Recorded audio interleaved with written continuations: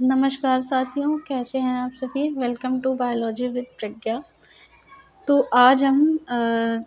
जो है आज हम बायोलॉजी का एक इम्पॉर्टेंट टॉपिक पढ़ेंगे जो कि माइटोकॉन्ड्रिया है। माइटोकॉन्ड्रिया को जिसे हम power house of the cell भी कहते हैं। आइए इसे आसान तरीके से समझते हैं कि इसे जो है power house of the cell क्यों कहा जाता है। सबसे पहले स्टार्ट करते हैं इंट्रोडक्शन।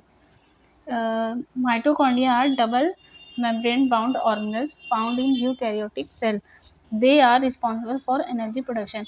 मतलब जो माइटोकॉन्ड्रिया है वो डबल मेम्ब्रेन वाला ऑर्गेनेल है जो सभी यूकैरियोटिक सेल में पाया जाता है और इसका जो मुख्य काम है वो सेल के लिए एनर्जी बनाना होता है। माइटोकॉन्ड्रिया का जो मुख्य काम है वो सेल के लिए एनर्जी बनाना होता है। इसकी जो डिस्कवरी है डिस्कवर्ड बाय रिचर्ड अल्टमान, मतलब इसकी जो डिस्कवरी है वो रिचर्ड अल्टमान नाम के वैज्ञानिक ने इसकी खोज करी थी और ये present in plant and animal cell, ये जो है प्लांट में और एनिमल सेल में प्रेजेंट होता है, पाया जाता है। लेकिन जो है प्रोकैरियोटिक सेल में ये नहीं होता है, absent in prokaryotic cell. Cell में माइटोकॉन्ड्रिया की संख्या उसकी एनर्जी ज़रूरत पर डिपेंड करती है। मतलब हाँ, सेल में जो माइटोकॉन्ड्रिया की संख्या होती है वो उसकी एनर्जी पर डिपेंड करती है। बाय पावर हाउस, मतलब इसे जो है पावर हाउस क्यों कहा जाता है, माइटोकॉन्ड्रिया को सेल का पावर हाउस क्यों कहा जाता है। बिकॉज माइटोकॉन्ड्रिया प्रोड्यूस एटीपी, मतलब energy currency of the cell. Mitochondria जो है वो एटीपी प्रोड्यूस करती है जिसे हम एनर्जी करेंसी कहते हैं सेल की, इसलिए इसे power house of the cell कहा जाता है। Energy is required for all cellular activities, cell के जो सभी काम हैं जैसे कि ग्रोथ, मूवमेंट और रिपेयर, सब इन्हीं एनर्जी पर डिपेंड करते हैं, इसलिए इसे power house of the cell कहा जाता है। ये एनर्जी का प्रोडक्शन करती है।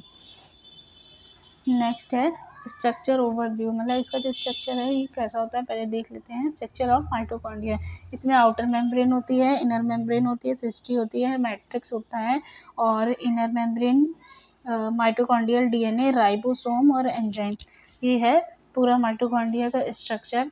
इसमें ये सभी देख सकते हैं, इनर मेम्ब्रेन है, आउटर मेम्ब्रेन है, राइबोसोम है, माइटोकॉन्ड्रियल डीएनए है, मैट्रिक्स या सिस्ट्री है।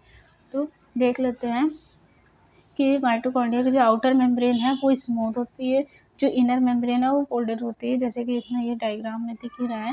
ये माइटोकॉन्ड्रिया की इनर मेम्ब्रेन है जो कि फोल्डेड है और ये आउटर मेम्ब्रेन है। इसके पास खुद का डीएनए होता है, खुद का राइबोसोम होता है। सिस्ट्री folded that increase in surface area, जो है इसमें जो है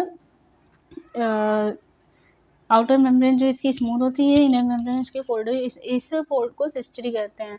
जो फोल्डेड होती है उसको सिस्ट्री कहते हैं और अंदर का जो फ्लूइड मैट्रिक्स, अंदर का जो फ्लूइड है वो मैट्रिक्स कहलाता है।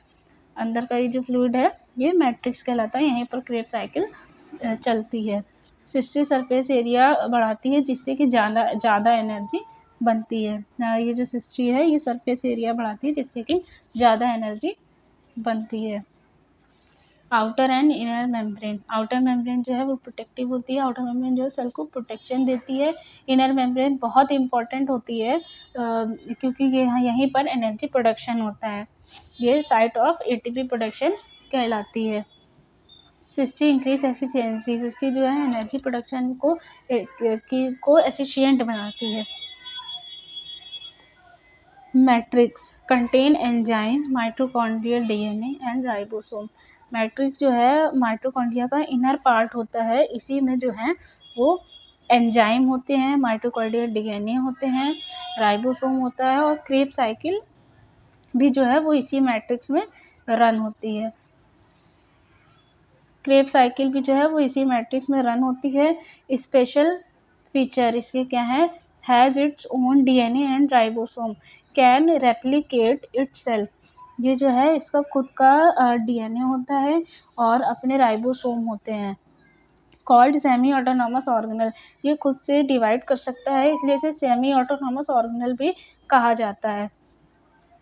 सेल्यूलर रेस्पिरेशन, माइटोकॉन्ड्रिया में जो है वो प्रोसेस ऑफ एनर्जी प्रोडक्शन, इसमें 3 स्टेप्स में रेस्पिरेशन होता है, जो है ग्लाइकोलिसिस, क्रेब्स साइकिल और ईटीसी। जो ग्लाइकोलिसिस है वो साइटोप्लाज्म में होता है, जो क्रेब्स साइकिल है वो मैट्रिक्स में होती है, और जो ईटीसी है यानी इलेक्ट्रॉन ट्रांसपोर्ट चेन वो इनर मेम्ब्रेन में होती है। नेक्स्ट है इक्वेशन, ये इक्वेशन है हमारी जो सेलुलर रेस्पिरेशन की इक्वेशन है, ये glucose oxygen ATP plus carbon dioxide plus water और एन एक्स्ट्रा फैक्ट्स जो हैं इसके वो क्या है, कुछ इंपॉर्टेंट फैक्ट्स हैं इसके। मसल सेल्स में माइटोकॉन्ड्रिया ज़्यादा होती है, follow maternal inheritance, explain by endosymbiotic theory, ये मदर से इनहेरिट होता है, और इसका जो ओरिजिन है वो एंडोसिम्बायोटिक थ्योरी से एक्सप्लेन होता है। Mitochondria produce energy, have double membrane and contain their own DNA. Mitochondria जो है वो एनर्जी प्रोड्यूस करता है, इसके पास डबल मेम्ब्रेन होती है और एक आउटर इनर, और कंटेन देयर ओन, इसके पास अपना जो है वो खुद का डीएनए होता है, और जो इसके पास जो मैट्रिक्स होता है उसी में क्रेब्स साइकिल चलती है। और